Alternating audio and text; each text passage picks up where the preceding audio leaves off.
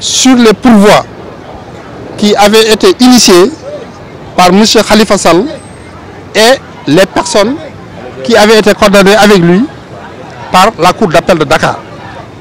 Et la Cour a décidé de rejeter l'ensemble des pourvois en estimant qu'ils n'étaient pas fondés en droit. Nous en prenons acte. Mais d'ores et déjà, ce que nous pouvons dire, c'est que la Cour n'a pas prononcé de mesures d'interdiction des droits civils et politiques à l'encontre de Khalifa Sall.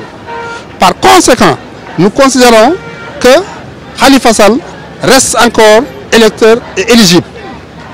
Il s'y ajoute que la Cour a implicitement reconnu avoir violé une règle de forme essentielle prescrite par la loi organique en siégeant en nombre pair.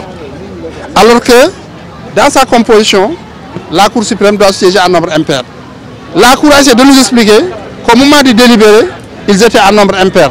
Mais comment le savoir? Il n'est pas possible à la défense de vérifier qu'au moment de siéger, ils étaient en nombre impair. Nous allons nous réunir, nous allons examiner la décision rendue et nous allons en tirer toutes les conséquences du droit dans les jours à venir.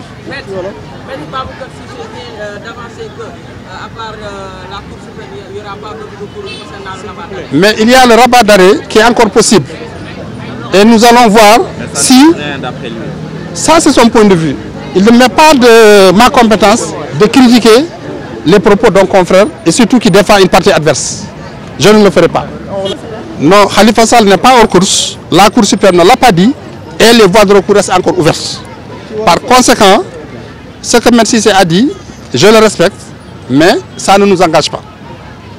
Est-ce que le rabat est suspensif? Naturellement, le rabat doit être suspensif.